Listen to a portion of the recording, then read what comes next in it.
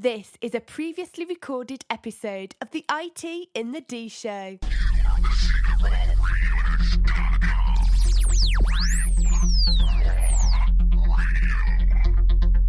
Live from the Raw Radio X studios in downtown Detroit, this is the IT in the D Show.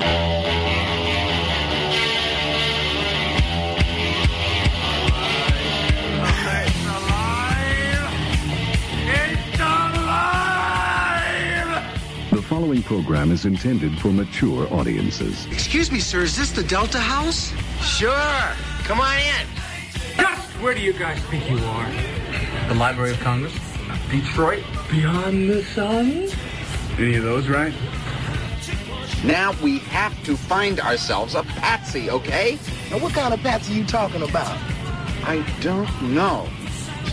Somebody who could be Dr. Detroit. Hey guys, it's Time Hawk, Bruce Leroy from The Last Dragon. You're listening to the IT&D Show. So you have no boots. No. You have no gloves. No. You have no hat. No. You have no scarf. No. You have no scraper. No. How long have you lived in Michigan? All my life. You, sir, are an idiot. Shall we play a game? This is the ladies' man. I can't say no, and I don't really want to. Well, especially with the back doors open. We just lost our clean tag on iTunes. Hell yeah. Can I just say, it's been great being on a show that talks about Mickey Rooney dying for 20 seconds and then poop for 10 minutes. Networking Detroit, one beer at a time. That analogy sucks because it's right. How are we not sponsored by PBR and Slim Jim yet? Damn it. Take him to Detroit. No! No, not Detroit! No! No, please! Anything but that! No! I used to hang out at the Magumbo Bar. It was a rough place, the seediest dive on the wharf, populated with every reject and cutthroat from Bombay to Calcutta. It's worse than Detroit. You will never find the more wretched hive of scum and villainy. Then don't come! Shut up! How much scotch did you drink that night, by the way? Half a bottle. Okay, then shut the hell up. Is there such thing as a meat hangover? I love my Monday meat steak. Turn your microphone off. Just get out. You're in your underwear. I'm in my underwear. Here, let's hang out. No, I'm sorry, honey. I have a headache. Bear me. I may have to wipe the gook off. Why would, Buick put their cars next to, the Bentleys? Why? That's not marketing. The alphabet. It's brilliant. I'm the whitest guy in the room. Just explain it to me. I guess Captain Soundboard doesn't know how to run the soundboard. I don't know who brought that bell in, but Bob's got a new toy. Are we at a break yet? So, what would you little maniacs like to do first? The question isn't what are we going to do. The question is what aren't we going to do. Ludicrous speed! Go!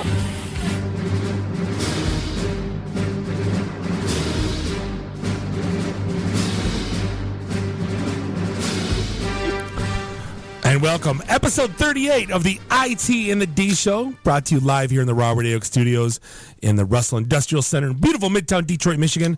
This is Bob the Sales Guy, sitting here with Dave the Geek, Jeff the Voice of Reason. Hello. We got a jam-packed show talking about Heartbleed with Mark Stanislaw from Dual Security. Heartbleed. Looking for a... And we got Christy Rowe here from New Horizons talking about new trainings and what's going on in the world of IT training. So, yeah, we are live. Mark said he was going to sing that for us, right? Well, you said you'd have Slim Jims. So. That's right. Oh, he called us out on it right away. I was not told. No, we broke the rider. So, Mark, I'm surprised he still stayed. Green M&Ms. Right. Yeah. So, hey, special shout-out to any listeners that might be happen to be tuning in from Red Wing Shoe Company. You're just going to dive right into it, aren't you? Absolutely. Where's the sad trombone? Yeah, where's the app for that? Yeah, so the good, of course, like with any story about us, it starts with Bob and I drinking one night. Well, the funny thing is, people drunk text or they'll put something stupid on Facebook. Dave and I register domains on GoDaddy when we get drunk. And go ahead, you can tell the... Well, you were just talking about that's going to be your litmus test for how much you've actually had to drink, whether or not you pull out the GoDaddy app on your phone. Oh, that's our breathalyzer. Yeah, absolutely. I saw some domains I had. I'm like, when did I register that? I'm like, oh my God. Oh, yeah, if you have no recollection of it, then you look a problem. You look at the renewal date and go a year back and go, oh, yeah, show night. Right. Oh, yeah, Jeff's porch. Right. So Bob and I are hanging around drinking one night, and he points out to me that there's a site out there. It's like Canuck Vancouver Canucks something or other.com. Racks. And it's all like hot chicks in Vancouver Canucks gear. And he's like, and why don't the Detroit Red Wings have this? Why? Exactly. So I'm like, all right. So I go out and I register, again, breathalyzer. I grab redwingsracks.com, redwingsrack.com, a whole bunch of fun stuff. And you haven't done anything yet. It's still, they're parked. Empty. They're dead. They're dead domains. And so, we've got a phone call already in the middle of my story. This is the IT and the D show. You're interrupting me. This better be good. Hello, you're on the air. They hung up. So we got pranked. Oh yeah. By the way, now that we're interrupted, you might as well give the phone number and the. No, I'm finishing the story, and then I'll get to the phone number. Yeah, he's on a rant, by the way. Exactly. So get a nastygram on Thursday night at about 10, or I don't know when it was. I forwarded it to you, 10 o'clock or whenever it was. This is one of your epic emails. Get a nastygram from Red Wing Shoe Company that essentially boiled down to a cease and desist using their trademark phrase, Red Wing, or else they're going to pursue action against me. So, yeah, exactly. Oh, good. Let's play, Seymour. Have they heard of the NHL? Right. So, yeah, I shoot back. And for background story, Dave's watched so much Law and Order, he could probably pass the bar tomorrow. Pretty much, yeah. I'm not kidding either. His attorney actually calls Dave. Yeah. So I shot him a note back, and I said, okay, look, here's the deal. I got your note. Here is your duly required notice that I intend to do absolutely nothing about it. Other than laugh at you. Yeah, I'm not relinquishing anything. I'm not doing anything. I said, the domains were registered. They have nothing to do with your trademark, which is Red Wing Shoes. I said, and oh, by the way, here's a quick and dirty search, and of the millions of domains that use the term Red Wing, here's the first 500. And you don't own any of those. And you proceeded to actually send all 500 of them. Oh, yeah. Oh, I had copied and pasted them into the email. And then, oh, by the way, here's another 250 that are currently open and available for registration. So are you going to be going to buy those too? Which you also forwarded to them. Which I also copied and pasted into the email. There's at least a 12-page if you would have printed that. Oh, yeah. Well, the email actually got flagged because there were so many links within the email about you. The message. Oh, yeah. So, and I'm just like, you didn't know. I said, no. I said, and more to the point, I said, if you would have approached me with just decency and normalcy, I probably would have just sold it to you. For a relative, because I'm not doing anything. It's been registered for years. I'm not doing anything with it. But you know what? Now, screw you. Now I'm going to go ahead and just and now we're going to go ahead and get the site up and running, and that's all there is to it. You're going to redirect it to itandthed.com? I'm going to redirect it to gay porn is what I'm going to do. And so so that was Thursday night. So they like an hour later I had shot my response off, and Friday at was it 6:15? Yeah. I shoot because we've been talking about it. I was talking about it with Jeremiah, and I'm like, screw these guys. I can't wait to go off about it on Monday night. No. Friday at 6:15, I get the email back from them. Basically, we're sorry. Yeah, sorry. There's been a horrible miscommunication internally somewhere about how situations like this should be handled. We got off on the wrong foot. Here's a gift certificate to our online store, and we just consider this matter closed. So now the problem with that is Dave's like, want a pair of shoes? So I'm like, so I go, absolutely, right? And then I look through their shoes. It's terrible. And they're all like, my dad's like butcher boots. They're like they're like construction guy work boots. Yeah. Which can you get it like a pair of white Cousin Eddie shoes or anything? No, they're like even like the shoes like.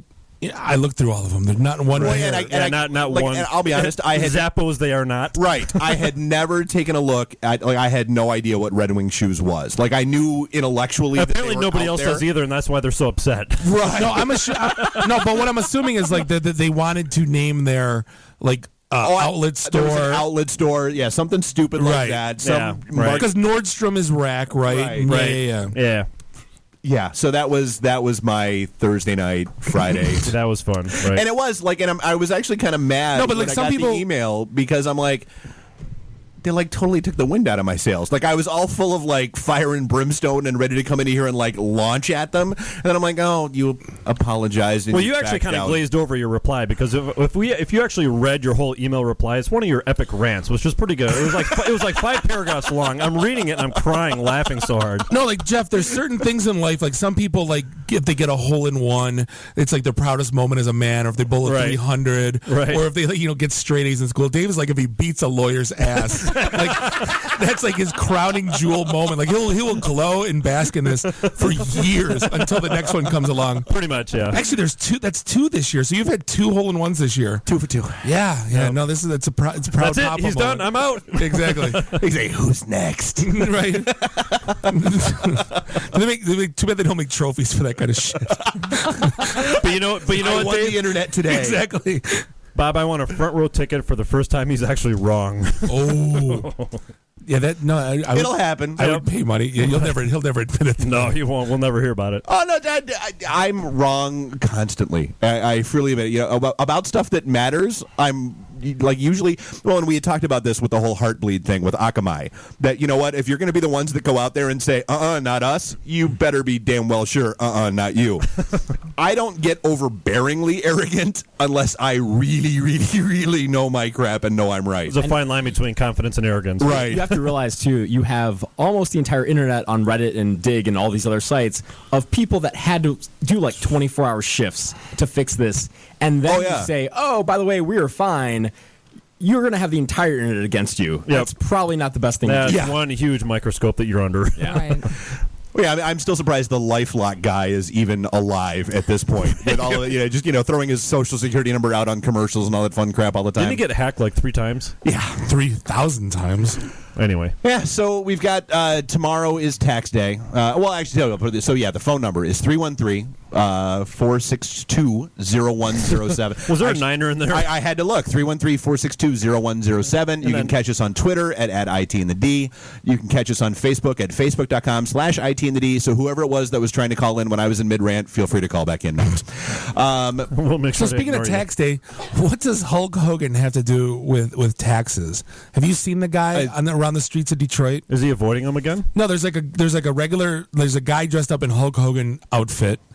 I saw it all over Facebook today. I'll do your taxes, brother. Yeah, and he's like waving the American flag and like doing like the Hulk Hogan poses in the Pontiac Silverdome, brother. Yeah, just some trailer park guy. I'm gonna get you. Well, it's better than the Statue of Liberty guy. Like that was always the worst. Like he looked like he hated life, and he's just sitting there in this awful like blue satin dress. Well, now the Hulk Hogan guy is taking over, where they're everywhere. I saw one in like 3 different spots. Really? I have not seen one yet. Yeah, no, I have not seen this. So I will go hunt them down. Because here's what I do. It's either genius marketing or it's going to flop on its face. No, because I know I drive around all the time with all my papers, with all my tax information in the car. Doesn't everyone? And then I forget, and then I see Hulk Hogan in the street, and I said, I better get my damn taxes done. Because that guy random guy looks legit. Oh, yeah. I'm sure. Yeah, it seems legit. I'm a CPA, brother. Like, I'm going to pile drive this tax form. But like even like Statue of Liberty guy, like you feel so sorry for the guy. It's like, you know what? Always. No, actually, I don't. Really? No. I kind of do. Yeah. No, it's like 20 degrees outside, and they're out there in the dress. Well, we had talked about this, God, I don't know, 10, 12 episodes ago, the whole... Not only the taxes, but the other one is the standing out by the side of the road. Hey, switch your cell phone plan, because that happens where I'm just driving down the road and go, you know what? Yeah, I am pissed off. I'm getting Verizon, screwed, and you just convinced me. And selling gold, like you know what? This Mr. T starter set I got on me, just it's not in style anymore. No, but so speaking of tax day, like I didn't know that it was a thing to have like parties. There are tax day deals. There are tax, like I said, the big one and the one that's around here. So there's. But why though? You're not getting. There's the usual Office Max. You can stop in with like 5 pounds of paperwork and they'll shred it for you for free and yada yada. That's not a party. No, but the one that was interesting is Hard Rock Cafe. This is the one you've been begging us to go to. Right? I do. I want to go to Hard Rock Cafe tomorrow. Hard Rock Cafe all across the nation. If you go to a Hard Rock Cafe and you get up on stage and you sing a song, you get a free meal. Why? Ooh. Why not? Is that like eating 12 Subway sandwiches to get the 13th one for free? Right, yeah. Get a free hat? Yeah, exactly. If you blow out your entire GI system by eating the 72-ounce porterhouse, we gotta put eat your the gristle. Yeah, we put your name on a 4-cent plaque on the wall. I'm going to pay Congratulations. gristle and fat. But what's the point, though? Dude, why is there a white sale for President's Day? There's a white sale at Penny's. Yeah, exactly. I'm sure our forefathers would be proud to know that we're honoring their memory with have to be a racist towel about sale. it. But I didn't know tax day was like a thing. Like, I could see if you were getting like refund checks on the spot. I guess maybe you do it. Doesn't H&R Block do that? Like, yeah, the guaranteed return. Yeah. They hand you a check and then they take their cut off. It's like first of the month and go to the casino. Right. It's the same thing. Yeah, it's Social Security Day at the casino. Right. Yeah, I just did not understand. I don't get it. And so, but not getting away from tax day and all that stuff, the one that kind of freaked me out, because I remember living down in D.C. at the time when the whole, what was the book that came out, The Hot Zone? With the Ebola monkeys and all that stuff, Yes. West in Virginia. Yeah. Yep. I remember vividly sitting on the metro, commuting into D.C. at the time, and reading that story on like page 18 of the Washington Post, where monkeys with Ebola Are on the metro. almost got out, and that's caused the whole hot zone thing. And people were like, it wasn't a story. And I'm like, why? What? Yeah, biochem. I'm like, that's a big deal. That's a problem. And now they've got like this huge outbreak that's going on over in Guinea, and it's spread to surrounding countries. They have no idea how to contain it, and they're not sure how it's spreading either. Well, yeah, and I mean, like Was it last week measles? Now it's Oh, well, yeah, and Jenny McCarthy, did the whole, whatever, the New York Post or whatever it was. I'm not anti-vaccine. You people just misunderstood me. No. For the last 15 years? Yeah, because your quote said, don't get vaccines. That's not a misunderstanding. Words mean things. Yeah, so... But next week it's going to be lupus again. Gout. the diseases it's okay to make fun of. Exactly. We need to make that more of make that fashionable. Right, but no, so yeah, Guinea, there's this whole, like 100 people are already dead, and I mean, it's not like a nice dead. Like, it's not like you would go passively in your sleep. And it's not actually, that's the one drop I didn't grab from last week. He's 93. He's supposed to die.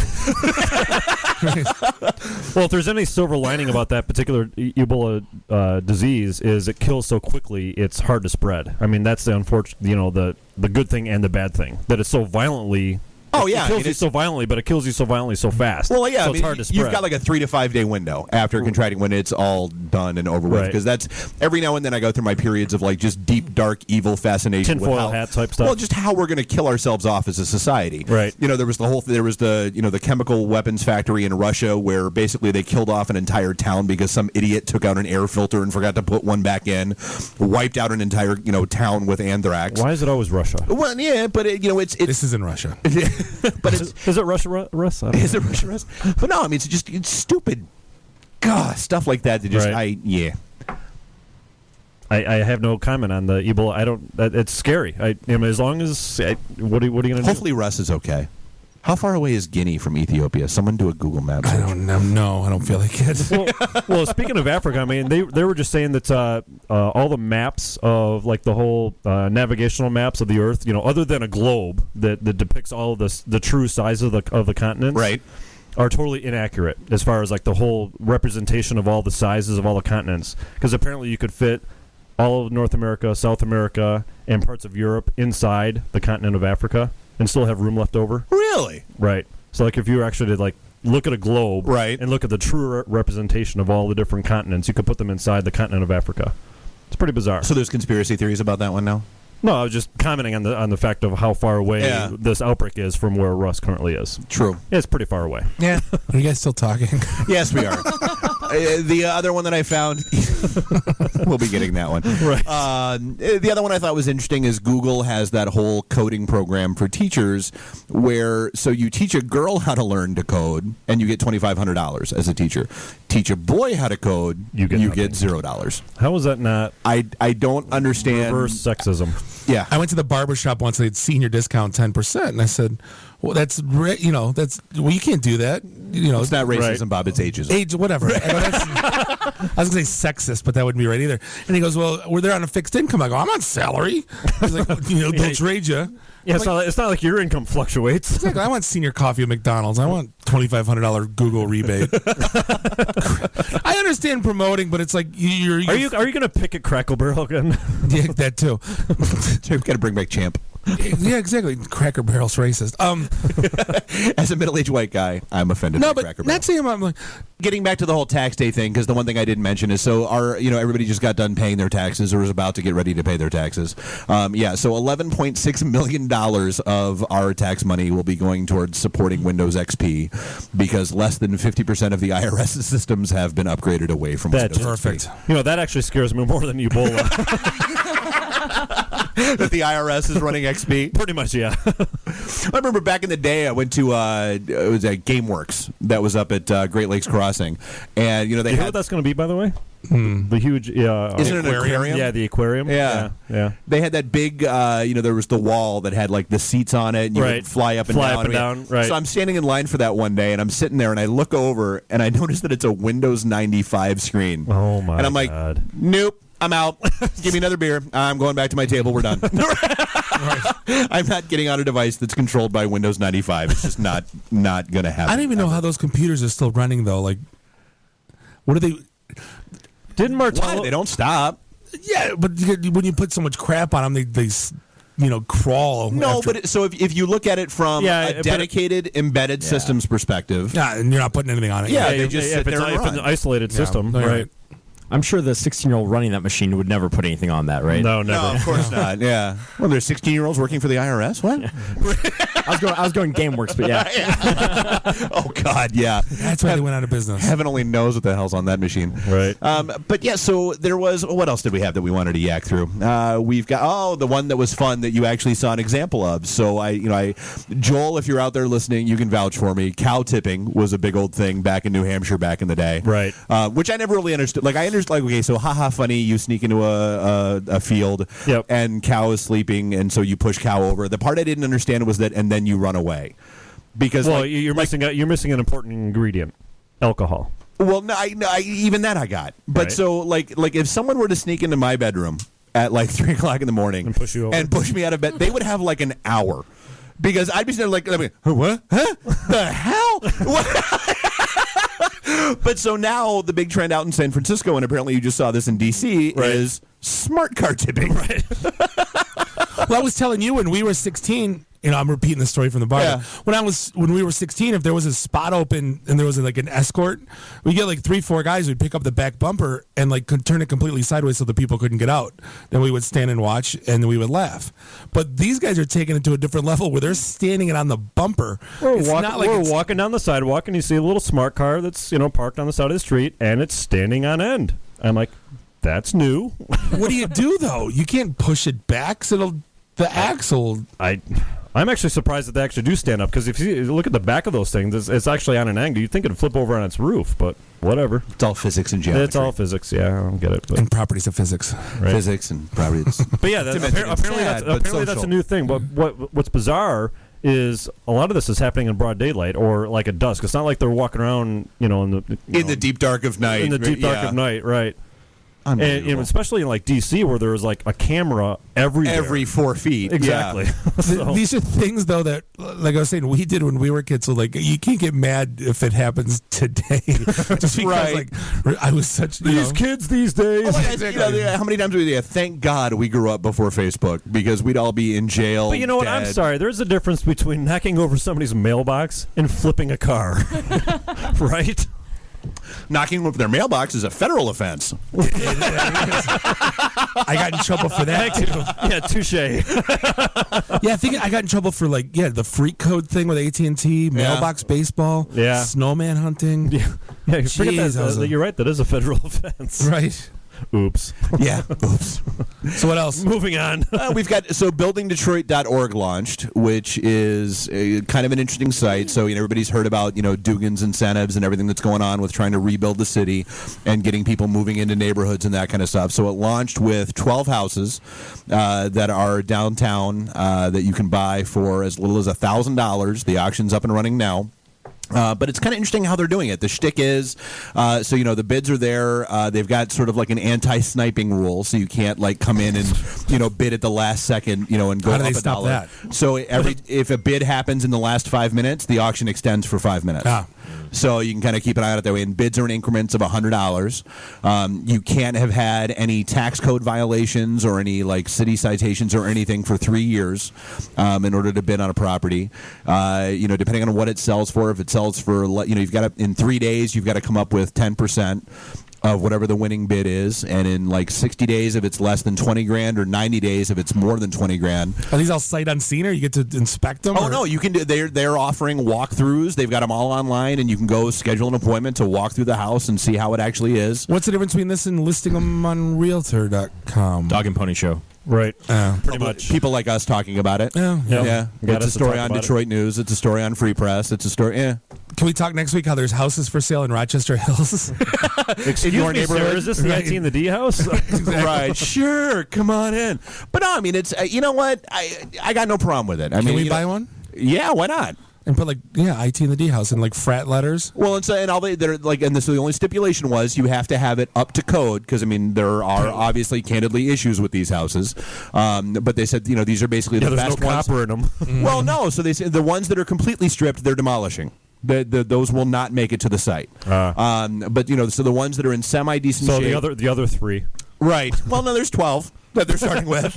Which brings back another point. They should have an auction to demolish them. See, that would be fun. Like I said before, auction, a raffle. Mm-hmm. I still say that's one of my best ideas, and I don't know why they're not doing it yet. Give me a hard hat and a sledgehammer and an afternoon. That would be so much fun. Let me sell tickets for $50 a piece to be the one that pushes the button that blows up. No, they do. Or just allow me to drive a bulldozer for an afternoon. Here's $200 through a house. Let me drive through a house. They do it in Vegas. Exactly. Well, but there's a business that does. They would have guys out in the middle of the desert, lined up around the corner to drive a bulldozer. Oh for my God! an As hour. much tension and stress as there is in the city, are you kidding me? You would have every house, every building that needs to be leveled would be leveled within 3 days. Yeah, there was actually I wrote here's explain to me why this wouldn't work. I loved Rampage as a kid. The video game was outstanding, right? And so, tell me why, and we actually did the math. We figured out Tim Allen wrote about this in his book, in 1993. Really? Yeah, he did. He's it's called Demolish Land or Demolition. Oh yeah, Land. it's the one that's out in Vegas. No, he was talking about Detroit. Oh, well, yeah. That's what they named the one out in Vegas. You could there's one area that drive a bulldozer. You build stuff, and then the other part of the business is blow stuff up. Right. Run through it. But yeah, so sell raffle tickets for $50. I want to do dynamite. I don't want to do the bulldozer thing. Exactly. Sell raffle tickets for $50 to be the one that gets to implode the train station. Right. You'll make money all day, every day. Yep. That'll be more popular than the Michigan Lottery. Yeah, $200 to throw the wrecking ball up against a building that needs to come down. Sign over. But Bob and I were bouncing back and forth about this for a while. For about $1.5 million.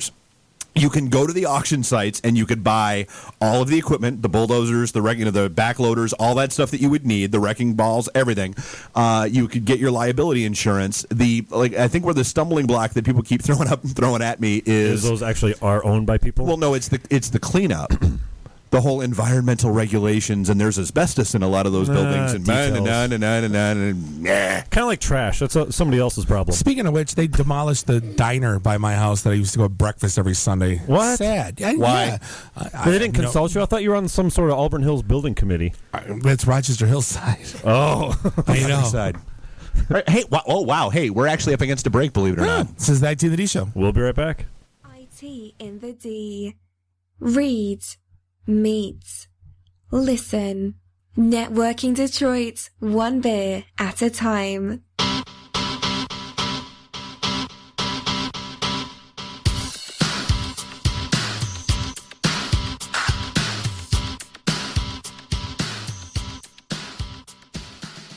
This is a previously recorded episode of the IT in the D Show.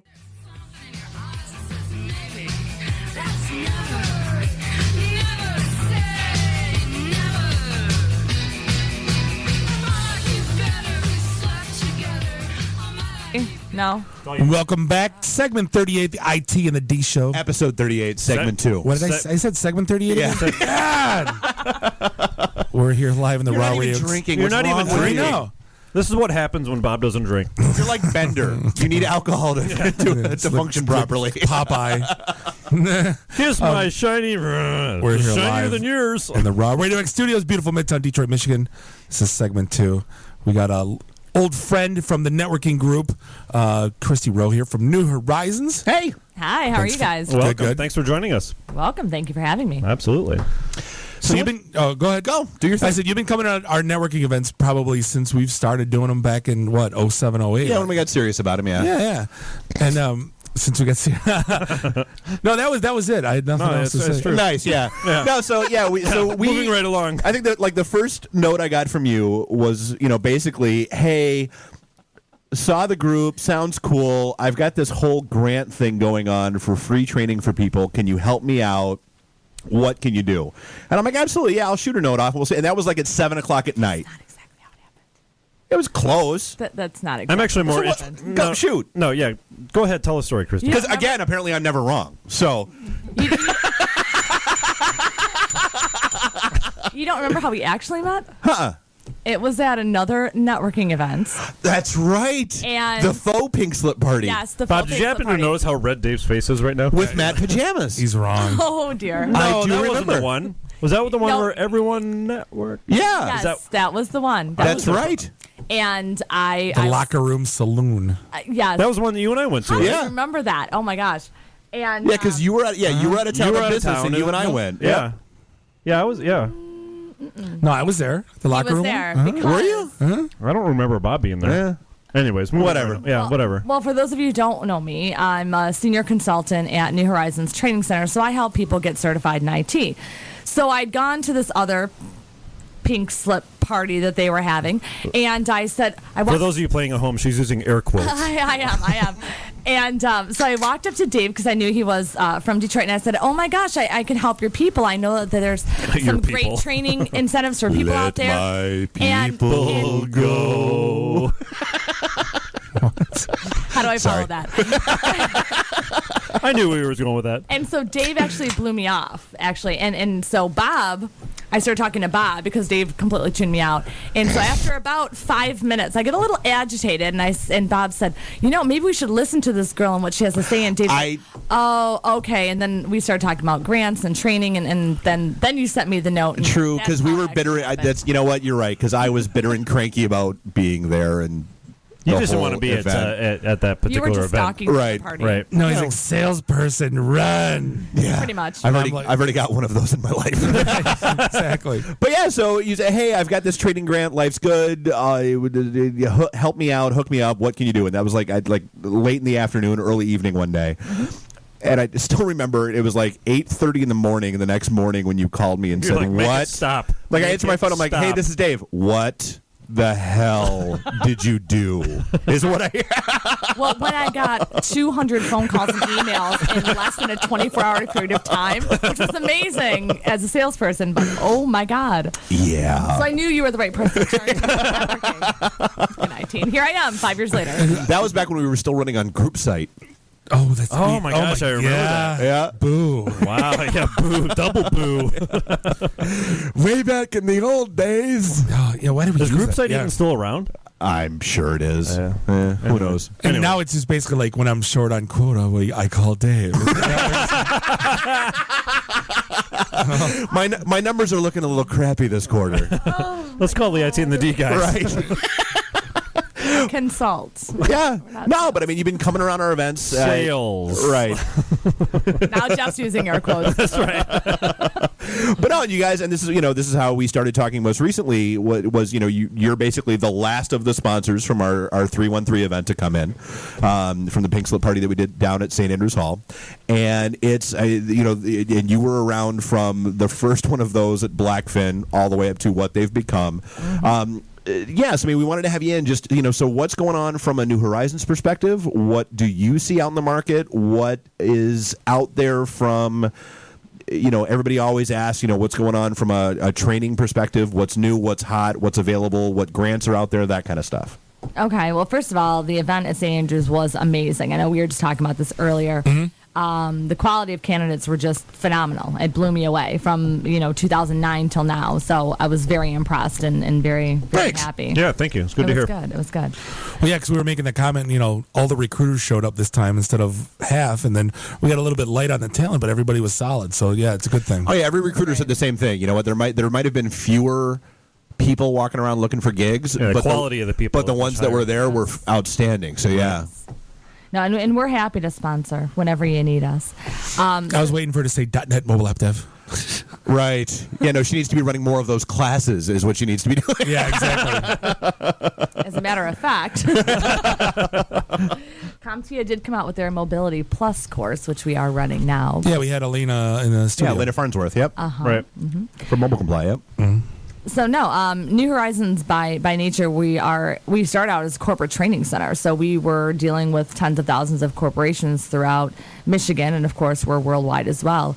About 8 years ago, we started our consumer department, and consumer, which is what I'm a lead consultant for, is for individuals that in IT that are either trying to soup up their skills, what they already have, or brand new guys that want to make a career change and jump into IT. So we do anything from your entry-level help desk stuff through cybersecurity, which is a huge hot button and major issue, which is why Mark's here today. Right.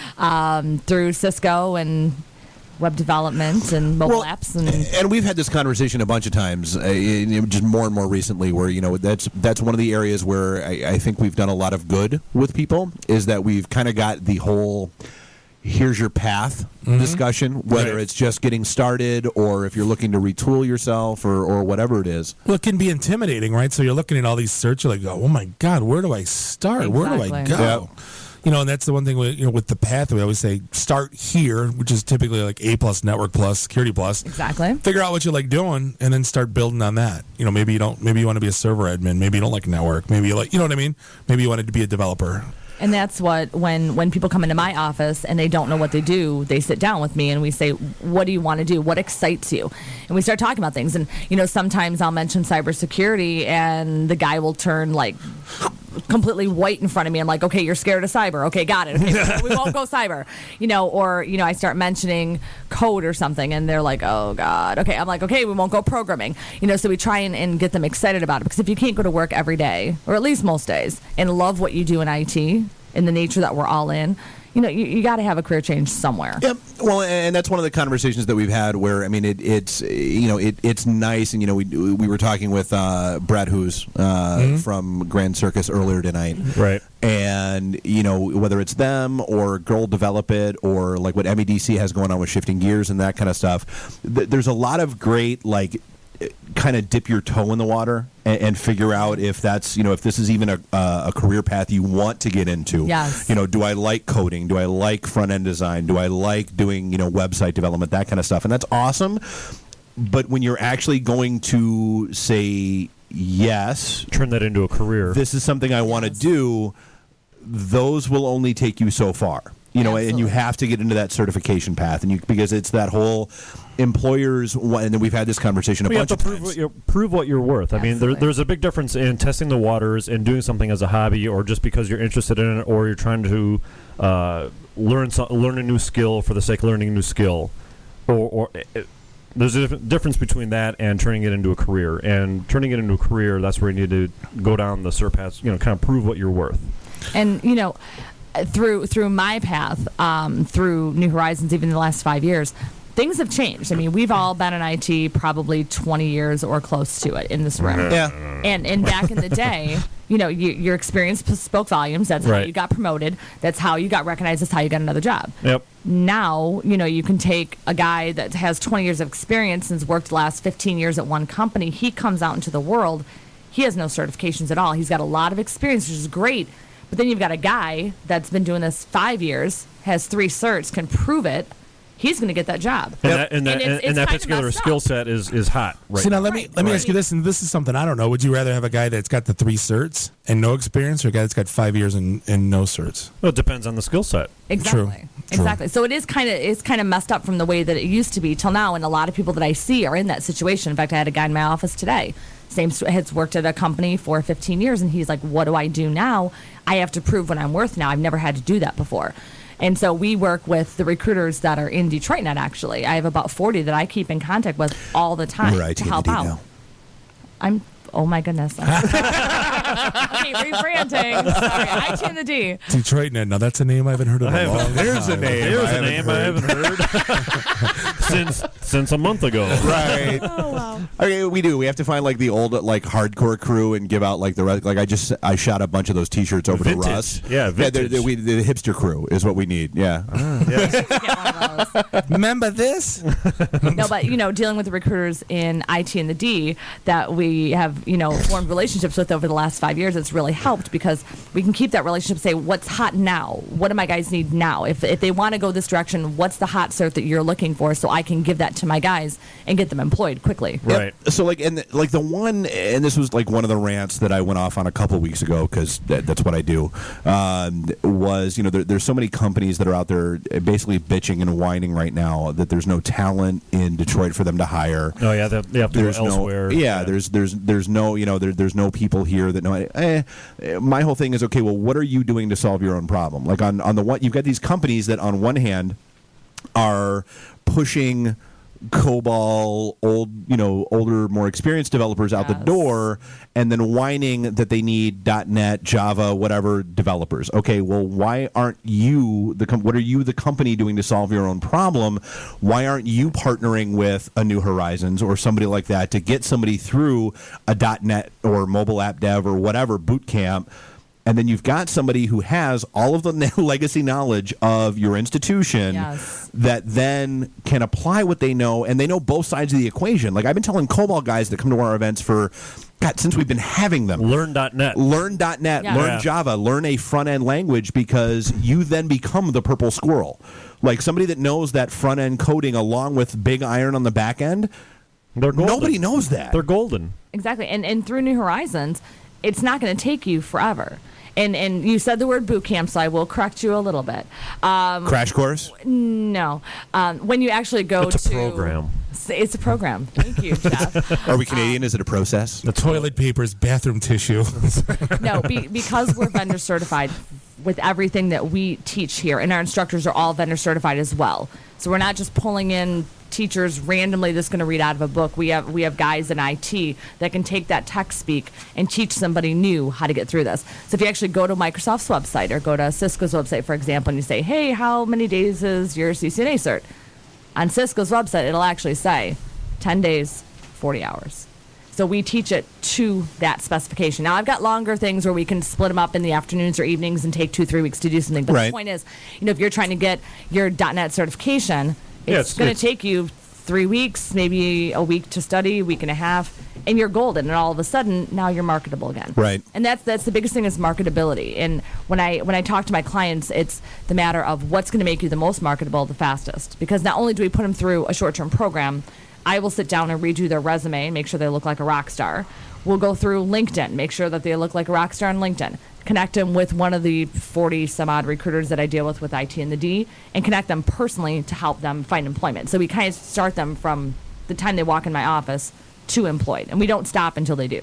So the people that you're talking to they're already convinced that in order to be valuable again in the marketplace, they need to be retooled, retrained, et cetera, et cetera. Are you finding that there is some convincing in a certain segment of the population saying, look, you have to have like a, for lack of a better way to say, a come to Jesus meeting saying, hey, look, if you want to be marketable, you have to do X, Y, and Z. I would assume if they're coming to you, they already know that. Well, that's what I'm saying. There is a majority. If they're already talking to her, sure. Yeah. But I don't know if there was a lot of selling going on, saying, hey, look what Paul's doing.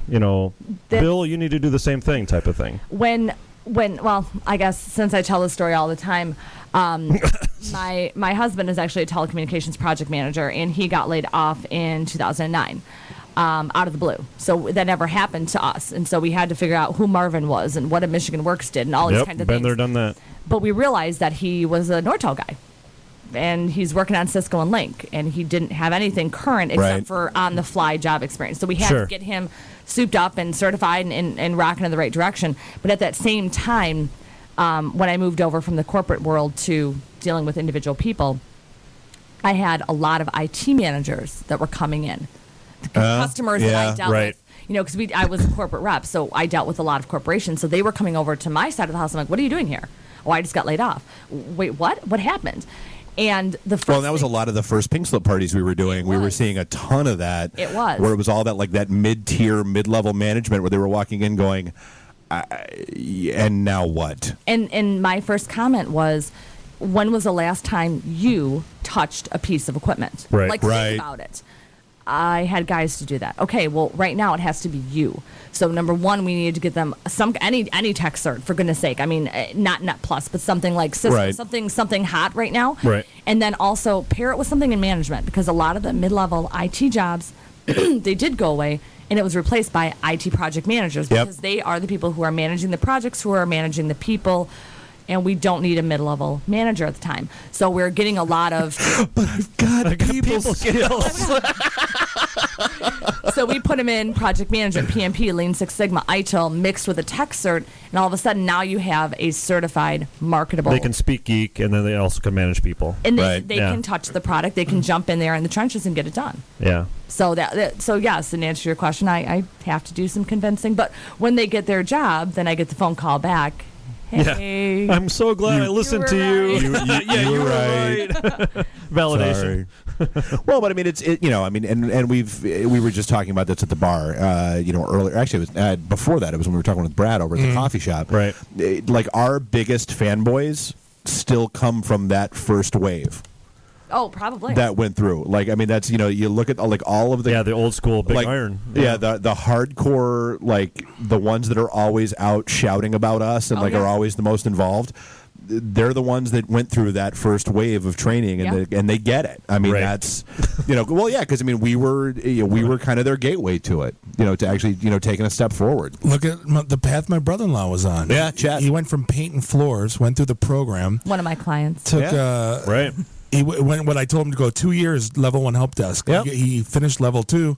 Now he's at Sears. I think he's making like $25 an hour. Yeah. And look at the path. It's almost the quote unquote perfect example of starting from not being in IT to. We should write a case study on Chet. That's a great case study. That is a good case study. The other day about potentially going a little further in Cisco and things like that. But I mean, people ask me all the time, can I get into IT if I'm just the guy and I'm working whatever. I had a guy, and I still... Yeah, you can. You can. You just have to want to. Well, I had a guy who was an electrician. His name was Jason, and he knows who he is because he's a member of IT in the D now. But he came to me as an electrician, didn't know anything about IT at all. And we did the whole A+, not plus. Okay, he was going to go Cisco, but he stopped for a second. Got a job. 90 days later, I always have a rule, if you get a job and the seat opens up next to you, please call me and let me know that the job is open so I can help fill it with one of my new help desk guys. Yep. So he called me and said he was hiring. I said, thank you so much for letting me know. 90 days later, he calls me and says, I need 2 help desk guys. I go, what do you do? He goes, well, I got promoted again. I said, what? He goes, well, I'm the manager of the department now. This guy was like 9 months straight from an electrician who barely used a computer to now he's managing a help desk at a fairly large company. So it was a huge success story. So you can't start out in Doctor, IT. glad I'm not sick. Yeah. No, that's great. I mean, that's those are. I mean, those success stories are very, very cool. So I mean, I guess what are you like? We hear what we hear, and it's always .NET mobile app dev. What's hot outside of that from your perspective? Outside the box. Right. The biggest thing right now that I'm making sure I'm working with a lot of veterans that are coming home right now.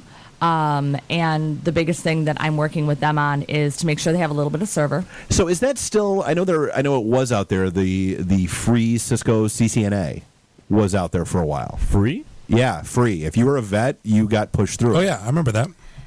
That would be actually through the amazing Shifting Gears program through MEDC. Okay. And that actually ran November, December. That smile just scared me. I don't know why. Yeah. Once again, we need a webcam in here because she just gave you the icicles. It was actually a wonderful program. In November and December, we had 20 participants go through. Yep. They're in the middle of actually finishing up their exams and things like Okay. that. And hopefully, if they're listening, they'll let us put a whole bunch more veterans through because that was an amazing program. We're trying to get a couple of other pilot things going too. So, Because, I mean, for what it's worth, like, we still get traffic almost every day on the website from people that have gone out and Googled, like, training for veterans and that kind of stuff. That blog entry that I threw out there, it still gets hits good. every Make day. sure you let me know. Yeah. Make sure you let me know that. But Well, yeah, even- your number's on it, so you should well, even make the, it stop. Right. We still actually have people that are still interested in it. If you're a veteran, we do take the post 9/11 GI Bill and then vocational rehabilitation chapter 31 and 33 benefits. Okay. So if they're interested, we can actually put them through a different way. But just an example, because I am dealing with a lot of veterans right now. When they come back, I make sure that they have a little bit of server background. I have to make sure they go through Security Plus. They have to have basic security protocols, and then of course going into Cisco because it's hot. Everybody's got it. Yeah. You got to have it. If they want to go programming, then we talk about app dev, mobile apps, things like that, Java.net, all that. But the hottest thing that I see a call for in the private sector and the government sector right now is cyber. And security, yeah. Security. There are so many positions open right now that are unfilled in cyber and Cisco both. Because in the people Detroit area. Absolutely in the Detroit area. They're not being filled because people are not qualified to do it. And they're not just going to throw some guy that wants to do security out. And, They're not going to throw some high school graduate at it who has no real qualifications and manages to work his way into stealing all of the government's secrets and then defect to Russia. No, that'll never happen. No, that would never. Who are you describing? I don't know. Well, like, for example, we do Security Plus, CASP, CEH, Certified Ethical Hacker, and CISSP, CFHI, and a bunch of other ones. So what'd she call you? I think she just said I had HIV. I'm pretty sure she just insulted us. Investigator in CISM, but with Certified Ethical Hacker, they take the class, and it's a rough class. I mean, it is an amazing class. Friday at 5:00, I get at least 5 phone calls. Oh my God, I've been in security for 5 years. I never knew half of this. That's terrifying to me. But they have to sign a waiver saying I will not do evil with the information I've obtained. Have to use your powers for good, not evil. I'm in really big trouble. But that's a hot button, and sometimes guys don't want to go down the cyber route because it's a lot of pressure, for them when something like. I don't want to have that knowledge. I won't be able to sleep at night. Right. I'd like to maintain my plausible deniability and not be the 4 a.m. I just want to fall asleep ignorant. Right. But with get into sales, Jeff. With the server and with virtualization, with even things like telecom, voice over IP with Link. I mean, there's certain things like that you can soup up your skill set. My network guys are not telecom guys. My telecom guys are not networking guys. Right. So you have to bring them together somehow. Yeah. All right. Well, hey, we're actually getting ready to bounce up against the break. Wanted to make sure so people can find New Horizons at.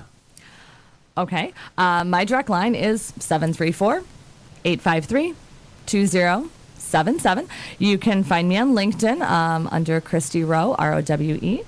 I'm always posting something in the IT and the D group blog here. So it's newhorizonsgl.com or nhgreatlakes.com. I can't remember which it is. Very good. It's nhgreatlakes.com. Okay. But yeah, you can always find me, look me up on LinkedIn. I'll be happy to talk to whoever would like some either career advice. If you want me to look at your resume real quick, that's a big thing. Changing around resumes, making sure that you look as good on paper as you do, in the real world. So. All right, and we're going to dive back in, speaking of cybersecurity, with Mark Stanislav, who graciously agreed to come back and hang with us again about all this heartbeat, heart beeps, heartbleed, whatever nonsense, tentacles. By the way, I don't know why somebody made a logo for a bug. That just kind of irks me. Awesome. No, that's not cool. This is the IT and the D show. We'll be right back. IT and the D. Read, meet, listen. Networking Detroit. One beer at a time.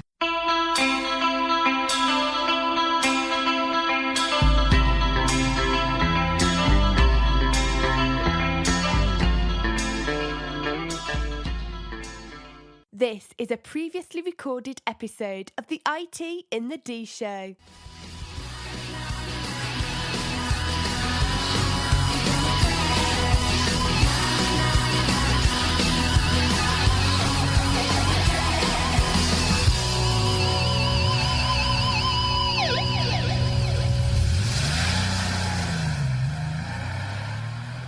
And we're back, episode 38. This is segment 3 of the IT and the D show here in the Raw Radio Studios. Yeah, it's not segment 38.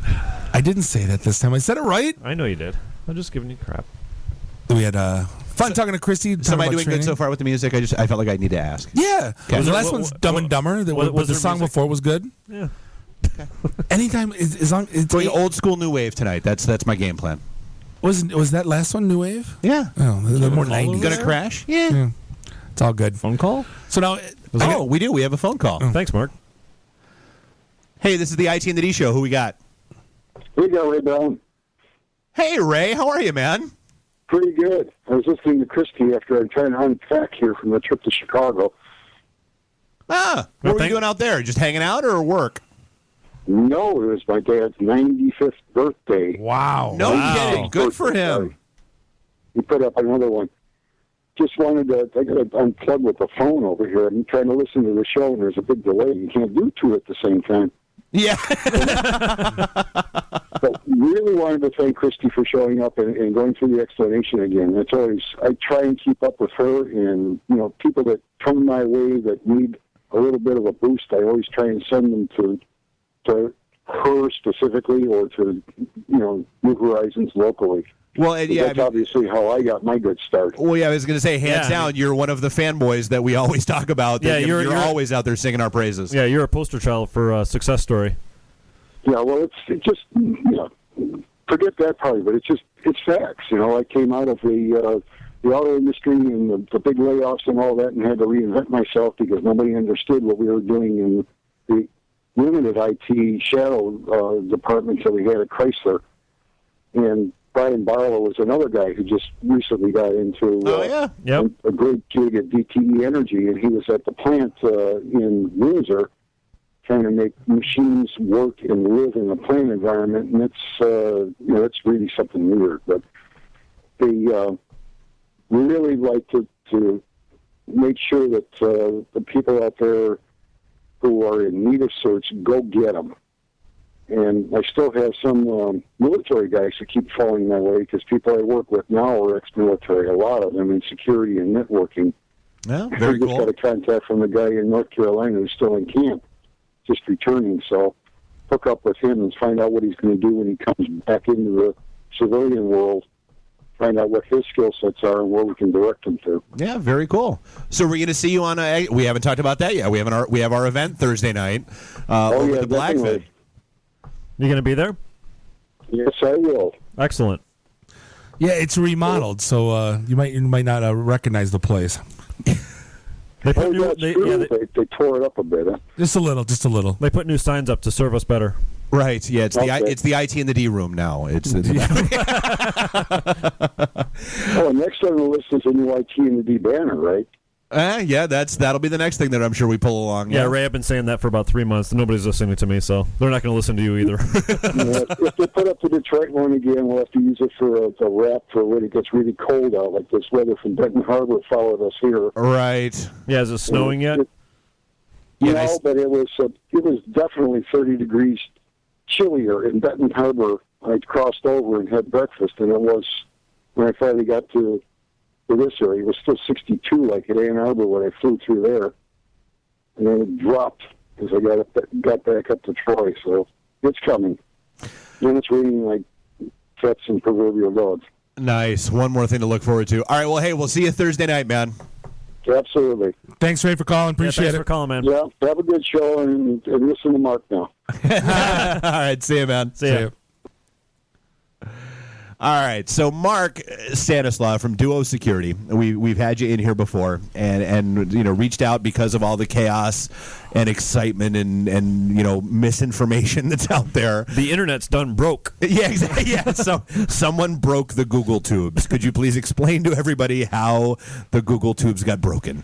Yeah, so I'm actually kind of banking on that horrible things keep happening, so you guys keep fighting me back. So it turns out, for anyone not playing at home, that a lot of the internet happens to run with one library that all your encrypted traffic for your mail, your websites, all your banking transactions, your VPNs, a lot of it runs on the same library that kind of started, honestly, as a pet project for a guy that wanted to learn how to program. Fantastic. Many, many years ago. Nice. And like many things that are free, people kept expounding upon it and kept adding to it. And here we are today, where a pretty bad thing happened. And everyone's like, oh, how could this happen? Well, probably because there's 4 guys that don't get paid to do this. Right. That works on this project full time, basically. But let's be clear. This was not malicious. This was something that was literally a mistake. Oh, and there was all the media lit up with, oh, well, this is done intentionally. No, and so this was a mistake. Yeah, the guy actually came forward and said, my bad. Look, my bad. Oops. You know what? Again, it's free.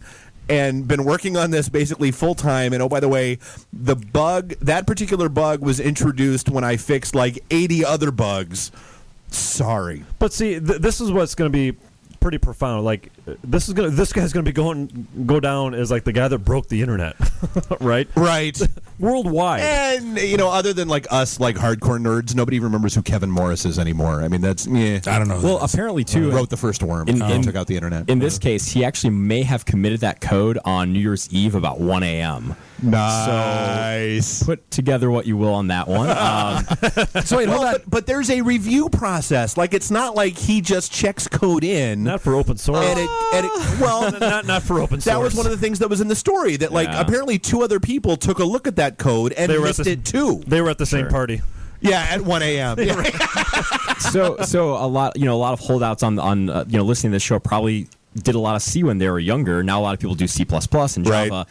C is a hard language to program securely. Yep. Right. And so it's a hard language to program. Period. It's not the simplest for the developer, nor it is for the security professional. But it's one of those things that you won't necessarily see a glaring error when you're writing tens of thousands of lines of code. Right. Remember, only one bug has to slip through for us to have to do this again. So dumb question though. Why? Okay, great. Bug broke. Why do I have to change my password on all the websites I subscribe to, belong to? Well, and not only that, so there was the initial wave of, oh my God, change your passwords everywhere, and then wait, don't do it yet. Don't change your passwords, because then all you're doing is giving hackers potentially your new passwords. Now they have the old one and the new one. Right. and so yeah, I mean, I guess because we do, amazingly, we get a lot of non-IT folks that listen to our show. What does this mean for the typical home user that just goes and hops online and does their online banking and checks their email and all that, pays their credit card bill online, that kind of stuff? What does this mean to your typical user? Right. So a couple things. One is the number of people that probably could have been affected by this for banks and places like Google and Yahoo were probably very negligible. There certainly have been probably sessions stolen or passwords stolen. Right. However, the threat was when this came out in the news, you had about 24 hours where companies were deciding what they're going to do, which parts of their company were affected, and so you had this lag time. And that lag time is the part where you should be scared about. Before that lag time, sure, some guy somewhere, some government could have known about this for the last 2, maybe 3 years. The reality is the NSA. The versions. The interesting part is the versions of OpenSSL that were affected. For most systems deployed on the internet, were probably only deployed within about the last year. There's a huge lag time from when code gets committed to OpenSSL to when you see it in your VPNs and your web servers. Just propagate it out, yeah. Yeah, so it's not like we had 3 full years. It's not like that patch from like a Microsoft distribution that everyone updated on Tuesday. No, we probably had a good 1.5 to 2 years of no one did anything with this code. And then, again, remember, your bank may have not been affected by this. Right. So that's why there's all these websites popping up with all these master lists of websites saying, this one's good, this one's not, this one's good. Which is helpful, because I think a lot of people, hopefully, maybe have like a password manager these days, like a LastPass or 1Password. Yep, exactly. Now, if you look at your one of those, you probably see about, 150, 200 websites that you have passwords for. Changing your password, first off, to your earlier point, we have a natural inclination to, when bad things happen, immediately reset your password. Right. Not considering the fact that, hey, maybe we should fix the problem first that allowed the password to get stolen. Hey, let's lock the door and then figure out what actually. Yeah. No, let's lock the door, but keep the door open. Right. That's we lock the door, but leave push the it windows closed. open. Yeah, don't push it closed. So there are these sites. LastPass is a company that has a pretty extensive list of who was affected, who wasn't. The big tier companies. At least take a look at that and maybe get a better sense of which ones may have put you at risk. Honestly, I've changed 0 of my passwords. 0. I haven't changed, and I have no plans to change my passwords. Because if you look at like Yahoo, for instance, I don't have a Yahoo account, but if I did, you would have had to log in probably in that maybe a 6-hour period, right, where Yahoo Mail was affected before they patched it. You would have had that to log everyone in, knew about it, right? But yeah. And you would have had to be that unlucky person that out of millions and millions and millions of pieces of data that were floating through memory, and the attacker had to grab yours, and then the attacker had to care about your mail account with your fantasy football.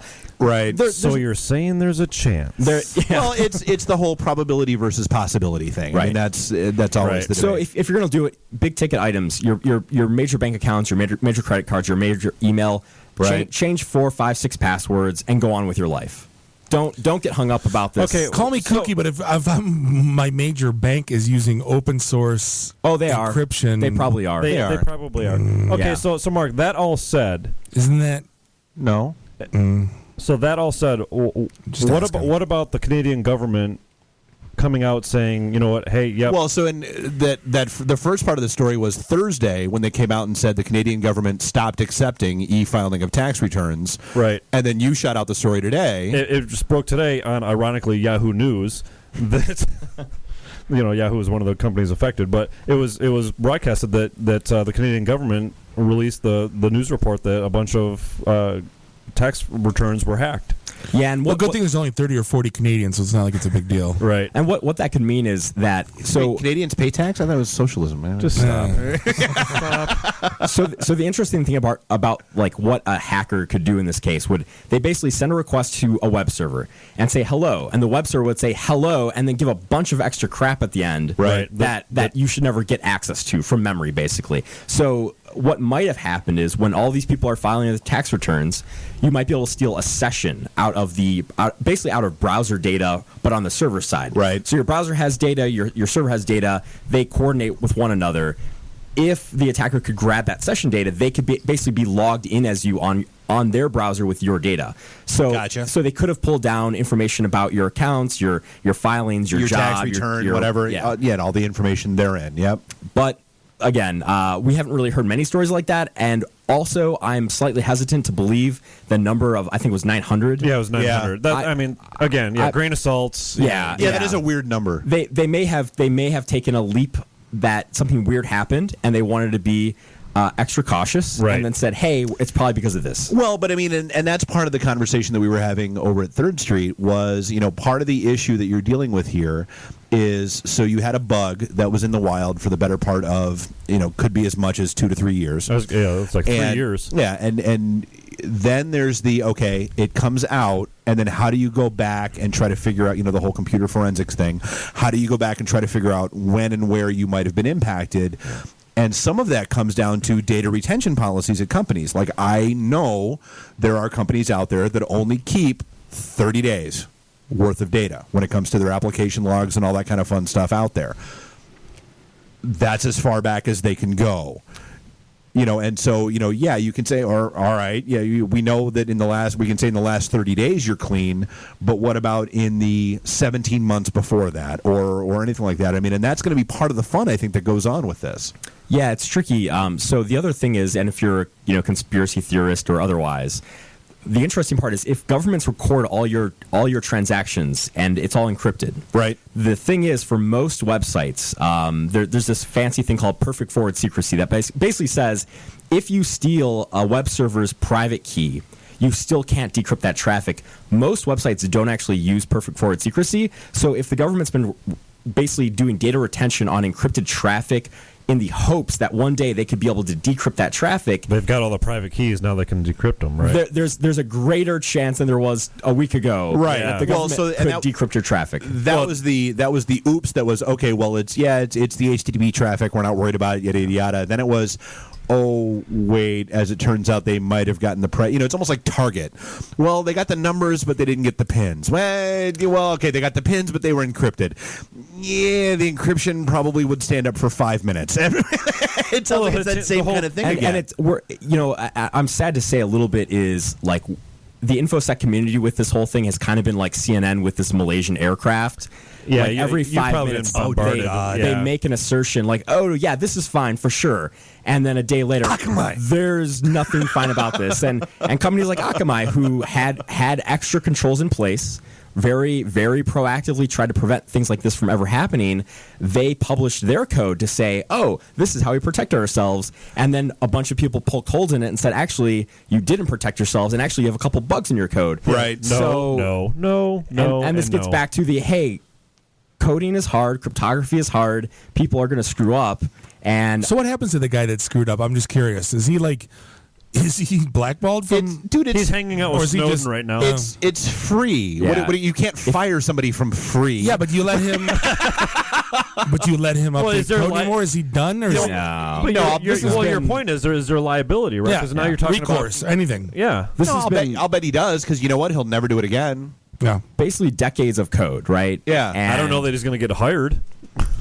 Well, yeah. Oh, you're that guy. So one interesting aspect of this, before my current role at Duo Security, I did penetration testing for 2 years. And I looked at web apps and code and everything else, and I've seen this kind of thing in a much simpler way every single day of my job. This isn't like one bad developer. This is most developers on a long enough timeline. With enough lines of code, you will have a bug that causes a problem like this. Right. Yeah. It's human nature. Right. We look at doctor error rates, right? Like 99% That's a lot of people every year that die on the operating table, right? Yeah. Same thing with development. You're not going to be 100% no matter what you do, no matter how many processes you have in place, especially when it's a not-for-profit code base maintained by 4 people, managed in a way that would terrify most developers. That's what makes this thing so tragic is it was an innocent mistake. And the sensationalism around all the news reports, like you were saying, you don't know what to believe, right? You got the tinfoil hat conspiracy theorists saying, "Oh, this was, the NSA paid this guy to make the mistake." No, they did not. Stop. And that's interesting because, I just heard a report a couple days on Bloomberg ago where someone asked a good friend of mine, Chris at Veracode, well, could this be a government exploit? Right. No, because when the government wants to add a vulnerability, they do it in such a way that it's valuable. This was not a valuable vulnerability. Right. They're actually making it harder for themselves. Right. This is not the kind of vulnerability you introduce and pay money for. This is the kind of vulnerability that happens accidentally. Yep. Yeah. Well, but and talking about Veracode, that's one of the things that, and it's sadly one of those things that falls down during a lot of dev cycles, is people don't go back and do an app scan. They don't go back and take a look at their code from a security standpoint to see things like this. But like I said, even in the situation like this where you've got a peer review community, and this is, this kills me on some level, because I fought so hard at one of my past jobs to get open source and to get the buy-in that really was viable, and it really was a good option for companies to go with. From your perspective, is this going to have a ripple effect back into some of that, where you've got at the enterprise level? You've got enterprises that are finally starting to understand. No, we don't need to be an IBM shop. We don't have to be WebSphere, DB2, blah blah blah blah blah. It's okay to go MySQL and Apache and all this kind of stuff. Is this going to hurt that? Do you think? I don't think so. For people that understand cryptography, and that's very few people to begin with, right? The number of SSL libraries, so OpenSSL is one instance of that. There's probably a half dozen that we use in embedded devices and critical infrastructure and open source projects like your VPN. Those things are worse off in most cases than OpenSSL. True. So the other aspect to that is, yes, we knew this was a vulnerability. We could have found that vulnerability whether it was open source or closed source. So it's not like a referendum on open source because we found the bug because it was open source. You could have fuzzed inputs to a web server and eventually found this bug in a closed source product as well. It wouldn't have mattered.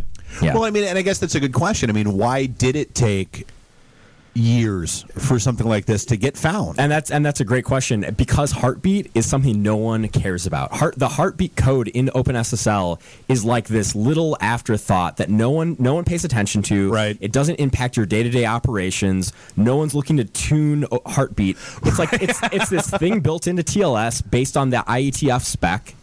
It's supposed to be there. So TLS is the transport layer security, right? So SSL, TLS is basically the new school of SSL for people on. All the right. So line. without getting too technical into it, we were kind of talking about how it was discovered during the break. Like, is there a short story about how this was discovered? Like, what's the layman's version of, like, oh my gosh, there's a Heartbeat? What's the So interestingly enough, and this is where I'm kind of still confused. There was one person with Google that apparently reported this. At Google. I don't actually know if he worked for Google or not, but he got rewarded $15,000 from Google, which is always fun. And within about a day, someone else reported the same bug from an actual security software company. I don't know why the timing was so close. That it goes unnoticed forever, and then all of a sudden there's two parallel reports. Yeah, so I don't know how that shook out if like one person heard like inklings of like, oh, by the way, I think there might be a vulnerability here, and then everyone goes back to work. But is there details, like non-technical details, like what was this person doing, the person at Google or the other person doing that stumbled across this? Like, they weren't trying to find this, right? The sad part of this whole thing is, of all the interviews all of us are doing and other people are doing, no one's really interviewed the people that actually found this. Again, going back to the whole tinfoil hat thing, you got to ask the question, like, what were they doing that made them stumble across this particular bug? Yeah, and why within a day of each other? And I think that's going to be the bigger story. I think right now, in terms of the news cycle we're going through, is more about the response than the hunting. Right. Like, the hunt's not interesting. The fact that your browser sessions might get stolen, your passwords might get stolen. Yeah, because everyone's concerned about their banking data. Right. Yeah. They don't want to. That's sensationalism. They don't care about glorifying the people that actually took this out of circulation. Well, especially on the heels of everything that just blew up with Target, back in December. It's not necessarily exploiting their story and making them a big deal. It's more about just the technical, like, why isn't CNET all over this? Why isn't Recode all over this? Why isn't All Things D all over this? From a technical geek point of view, from like our audience, the people that are really into the behind the scenes tech story. That's just fascinating to me. And I think you might be in a minority, because I think what people normally find exciting are the how hackers are going to steal your data part, not how did the cool bug hunter find the bug. Yeah, it's not why was the window open, it's what did they get when the window was open. Right, exactly. Yeah. So hopefully that part will come out from both sides of the equation, hear the stories. But yeah, no, I agree, it is fascinating. I mean, there's a lot of ways to find bugs like that. There are a lot of tools to do it. For what we know, all the common tools that people use didn't find it, because we would have found it 3 years ago if that was the case. All right, hey, I'll tell you what. I want to dive back in more with this. I also want to talk to you about Windows XP because that's fun. Damn it, I had a really good question, but that's okay. Write it down. We're up against a break. All right. This is the IT in the D show. We'll be right back. IT in the D. Read, meet, listen. Networking Detroit. One beer at a time.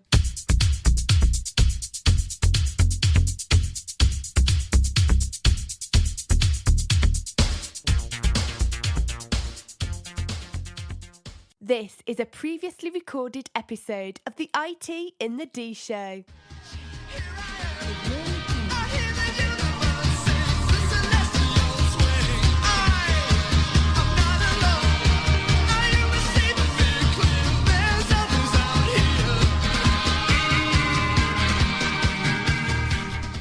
And we are back. The IT and the D show here live in the Raw Radio X studios in the Russell Industrial Center. Beautiful Midtown Detroit, Michigan. This is Bob the Sales Guy here with Dave the Geek, Jeff the Voice Reason, and Mark Stanislav from Duo Security.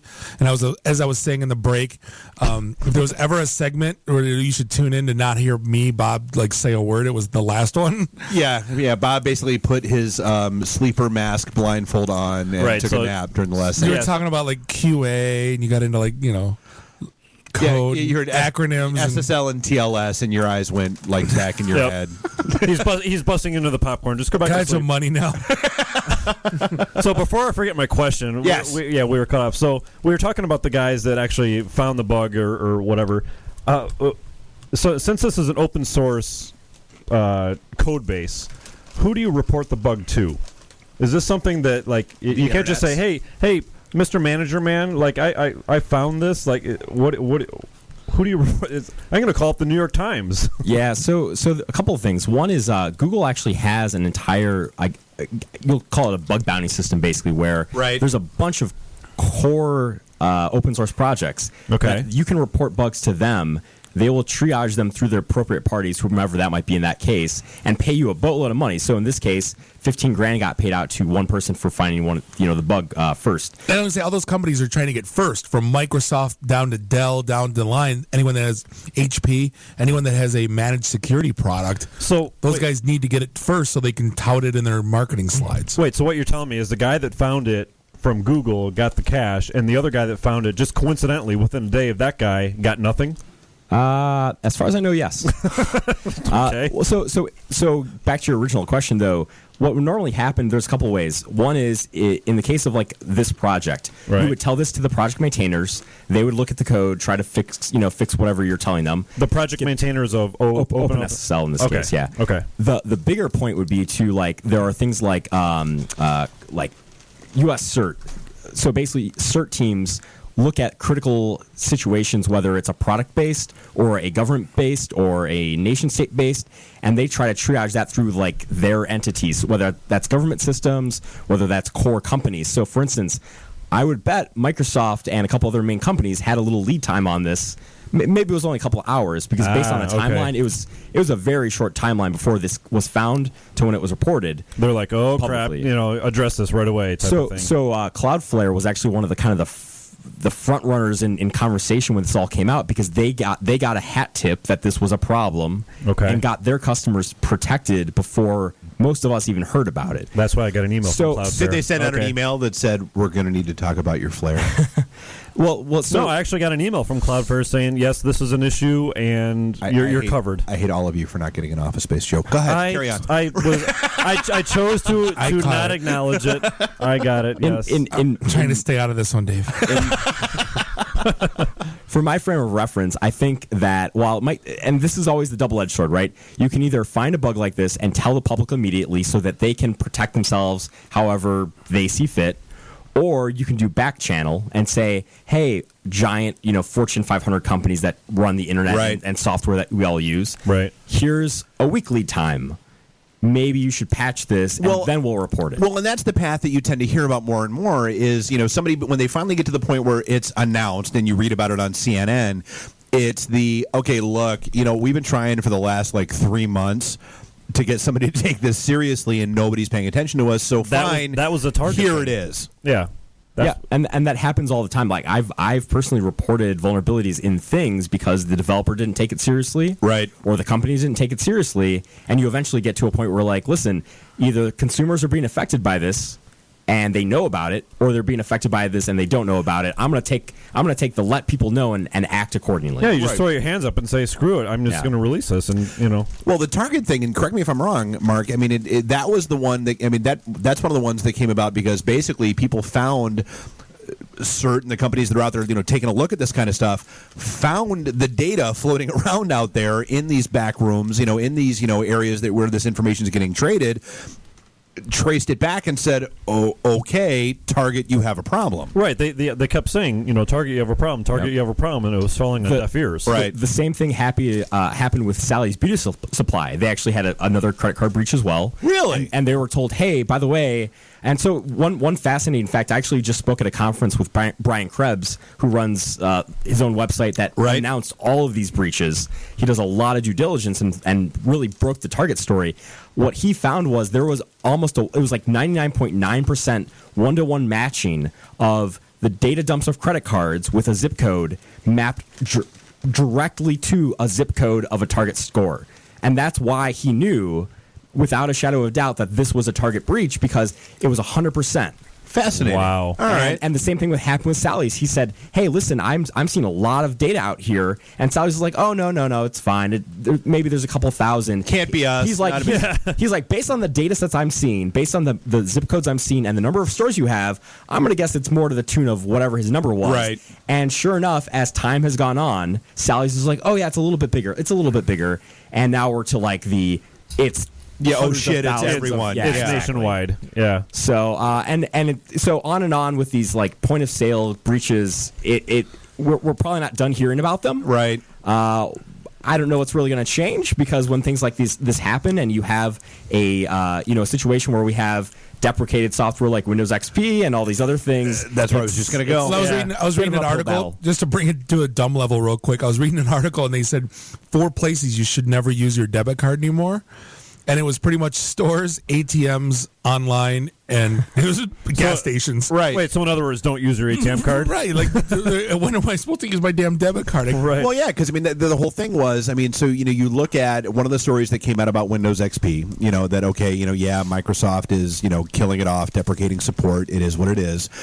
And part of the challenge, 12 years. Yeah, I mean, part of the challenge that everybody's facing now is, okay, but it still works. If your car still works fine, do you dump your car to get another car? If your house is still fine, I do. You dump your house to get another house? I do. Sure. You've been in the same house in Toronto since never. Dave, every company, every IT company I ever worked for, end of life stuff that still works. Catalyst switches from Cisco getting end of life, they work just fine. Yeah. First you end support, then you raise support so high that you're forced to get it. It's a forced refresh. Well, right. So I mean, that's the the IRS came out. Okay. So it's $11.6 million for the support on their 500 and some or 600 and some odd thousand machines that are still running XP. The British government paid $9 million USD to keep supporting their Windows XP. But it's really a question of forward thinking, right? I mean, sure that the application still works. Like at Chrysler and all these big operations. Yeah, they were running IE6 for the longest time, and and it worked just fine, right? But it came to the point where so many applications that were web-based were running on a browser that was 15 years old? Yeah, that even Microsoft doesn't support anymore. Right. Yeah. And it came to the point where we're like, all right, fine, we need to upgrade to, at the time it was IE8, which is now, no longer aged, right? But the point is, like, it wasn't necessarily that the browser wasn't working; it was the fact that these applications within the browser weren't working. Right, but so they were forced to upgrade that. It was like working backwards. Right. So, I mean, but that's a major corporation. You look at, whether it's, Target or Sally Beauty or whoever, that have these, installs that are out there in their kiosks. Right. And back in the day, there was a different beauty supply company that I installed a whole bunch of kiosks in, and they were XP, and I would almost virtually guarantee you that they're still out there running. As long as it's there and it's functional, it's an afterthought. It's only, in the IT space, it's only if something, truly breaks down or is no longer functional that people are going to worry about it. So why, and that's, to Bob's point, ATMs. The vast majority of ATMs are running Windows XP. 95%. Yep. All right. Are they all swapping out? No, because they don't need to. They're not going to. That I can understand because that's a closed system. I guess my point was corporations that are using websites that are their web apps that are using their end clients are XP based that are running IE6, 7, 8, whatever the case may be. Right. That are. I've actually seen this in corporations where the spec will say this must be compliant with to make sure it's running on IE7. Right. It's like, no, just code it properly so it runs on any browser. Well, or more to the point, it runs on any modern browser. I mean, that's runs on Netscape and Alta Vista. Right. Exactly. Yeah. Alta Vista search. Mosaic. It'll run. The trick there, though, is if I want a modern browser, I can download one of 5 different modern browsers. Right. In order to upgrade your operating system, slightly higher buy-in for that. Right. Right. And you're assuming that these corporations allow the John Q employee to install Chrome or Firefox or whatever the case may be. Right. Well, but I mean, and that's the thing. I mean, so that's all the hubbub about XP. There was a great story floating around about the places that aren't going to upgrade. They're still using XP and they don't care that Microsoft's ending support, and it's because they don't need to. Microsoft wins in that equation. You were saying all those giant millions of dollars numbers. How many times does a company like Microsoft have to make a patch? Right. One time. And each of these companies, the IRS or companies, are buying support millions of dollars a piece to buy the same single patch. Yep. So it's complete awesome play on Microsoft's side for just huge revenue. Oh, absolutely. This is the same exact conversation we had back in 06 and 07 when IE6 was the bane of existence for every web developer out there. Right. Bane? It is. I mean, it's the same question all over again. You have to make it compatible with, backwards compatible, Right. 2 versions back. But I mean, and I guess that's the question at the end of the day. I mean, I always keep coming back to your typical home user. Typical home user doesn't care that XP isn't supported anymore. If their desktop that runs in the living room that the kids play games on or whatever else. How many times have I called Microsoft support in my life? Yeah, I'm going to go with, rhymes with Schwiro. Yeah. How many people do you honestly think in this day and age in the typical home user are still running XP? I'll bet a ton. Oh, absolutely. 30 some odd % based on numbers from March. Yeah. Yeah, but desktop numbers are in the toilet. Everybody's on tablets now. So those Even PC, laptops. those PCs running XP, the highest version of Internet Explorer they can run is 8, correct? Correct. Yeah. Yeah, but you can grab Chrome, you can grab Firefox, you can grab whatever else. But again, the typical Windows XP user is not going to be doing that. I don't equate. I don't know enough to get away from XP to I don't know enough to start using. I mean, there's been enough publicity and all that fun stuff around grab an alternate browser and it'll work better for you. And I mean, I think that's part of the fun is you can only get up to IE8 on it. So therefore, go grab Chrome, go grab Firefox, go grab whatever you want to play with. Right. Like I said, I mean, I don't blame people for still wanting. I mean, again, if it works for you, it's not. I don't see it as that big of a deal. All right, so getting back to the larger issue at hand, so all these closed systems like gas station kiosks and ATM machines that are still running XP, what is the risk if they're closed systems? If a John Q hacker can't get to them and they're still running just fine, what is the issue? Is Microsoft's going to say? Well, they're closed in theory. Okay. There's obviously there's an access point into them somewhere. Microsoft has said they're no longer going to support it. If some gas station calls up and says, "Damn it, my systems just went belly up and I'm still running XP," they're screwed. Upgrade. Yeah. There was actually an interesting article in, I think, Crane's maybe this week that was actually going around to local banks, credit unions, and asking, what's your plan for XP? And it turns out a lot of the smaller credit unions, the ones that have like dozens of ATMs, they've actually already done like Windows 7 upgrades or are on an upgrade path in the next couple weeks or months even. And it seemed like single-digit thousands of dollars in order to upgrade multiple ATMs, like $1,000 an ATM.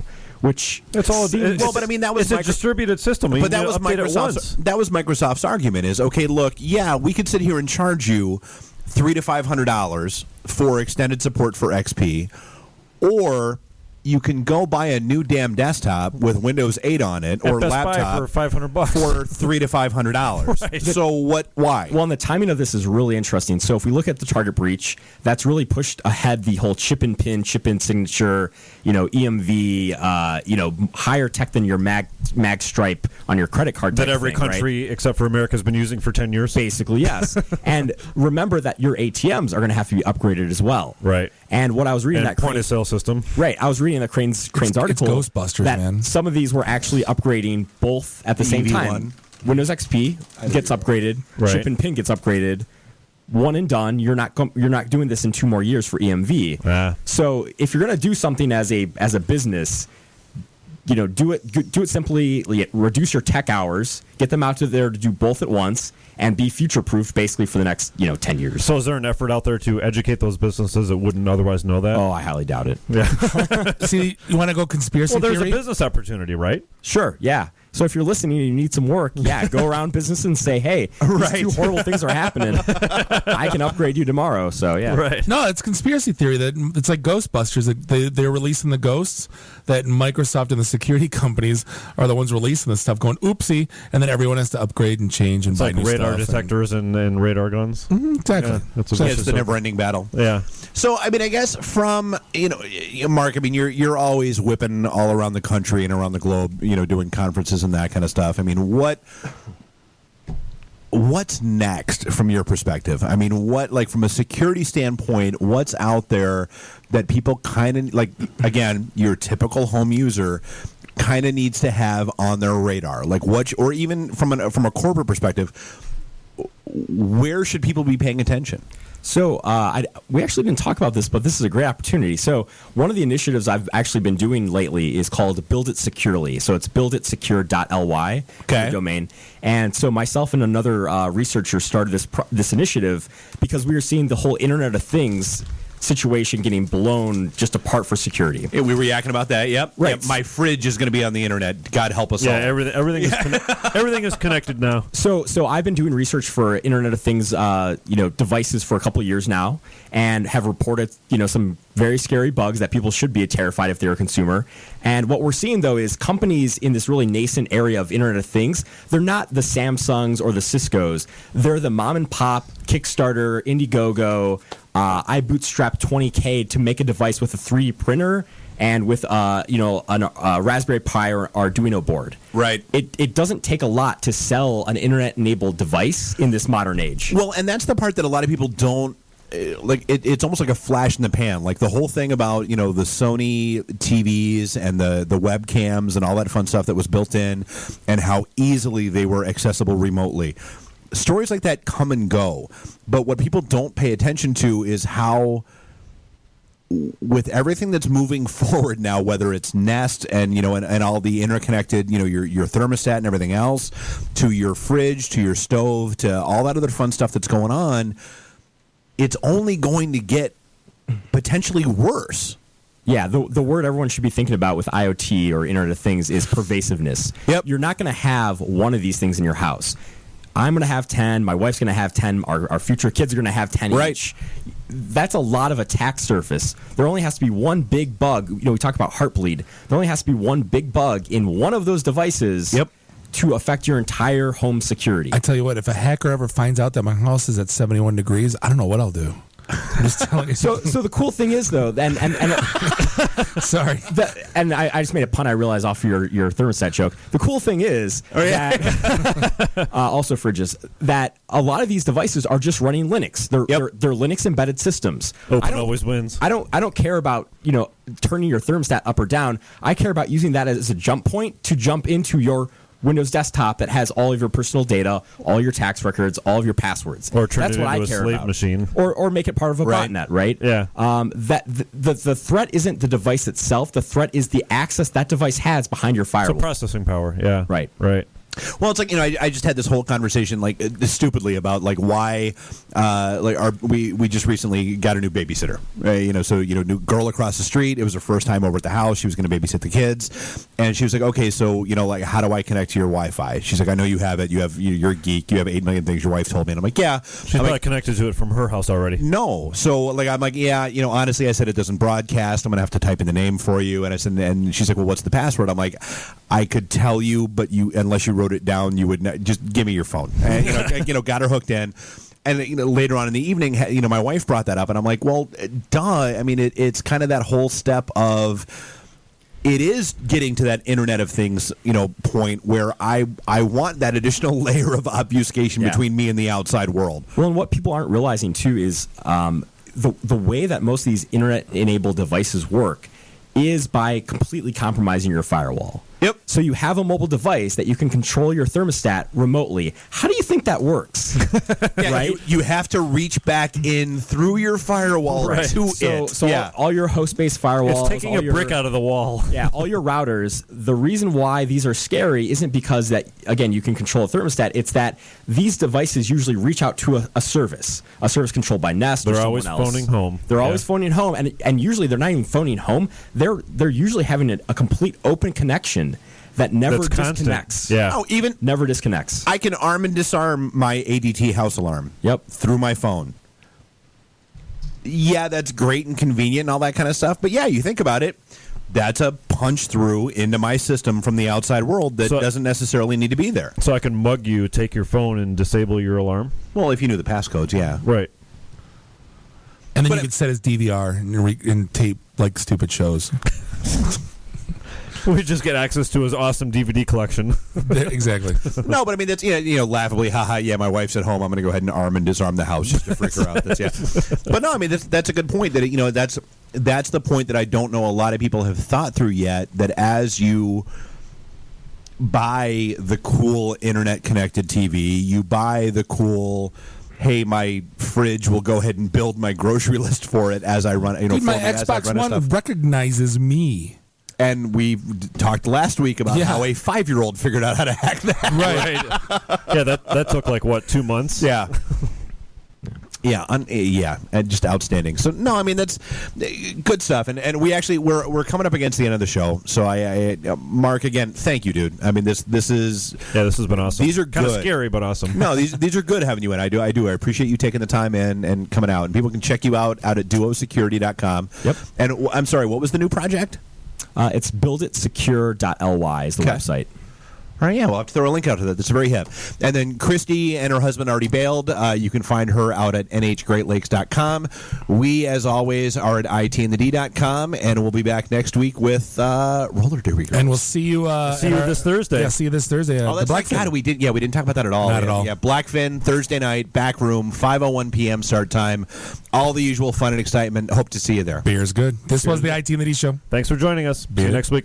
One group rises within Metro Detroit and uses the power of the Matrix, networking, to light our darkest hour, and will continue hosting events until all are one. IT in the D. Read, meet, listen. Can you dig it? Can you dig it? Can you dig it? Yeah, so now I'm just doing stupid stuff to make me laugh. When are we going to talk about me? Jane, you ignorant slut. I definitely want to see Bob in his underwear. That's a fact. Joe, on the trees.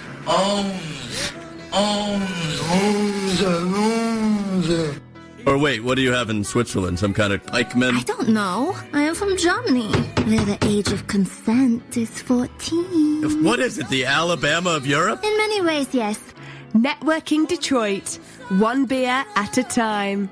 Because you're getting your 8-track tuned up. I don't care. The emergency destruct system is now activated. I have come here to chew bubblegum and kick ass. And I'm all out of bubblegum.